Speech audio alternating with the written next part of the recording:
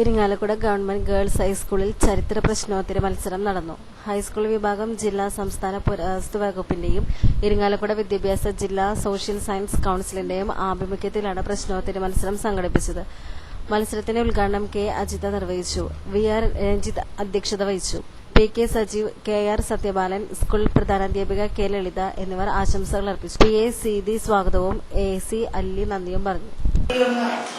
തിരിഞ്ഞു നോക്കാനുള്ള നിങ്ങളുടെ താല്പര്യം, കേരളത്തിന്റെ ഇന്നലെകളെ കുറിച്ച് അറിയാനുള്ള നിങ്ങളുടെ താല്പര്യം, ആ താല്പര്യം തന്നെയാണ് എനിക്ക് പ്രതീക്ഷ തരുന്നത്. അപ്പൊ ഞാൻ എന്റെ ഒന്ന് ഓർക്കുന്നത്, നാളെ ഇപ്പൊ എന്റെ കൺമുമ്പിലിരിക്കുന്ന കുട്ടികളിൽ നിന്ന് കുറച്ചുപേരെങ്കിലും എനിക്ക് തോന്നുന്നു നാളെ ഒരു കാലത്ത് history of the Malayalam speaking people, Malayalam സംസാരിക്കുന്നവരുടെ ചരിത്രം, കേരളത്തിന്റെ ചരിത്രം എഴുതുകയാണ് ആളുകൾ.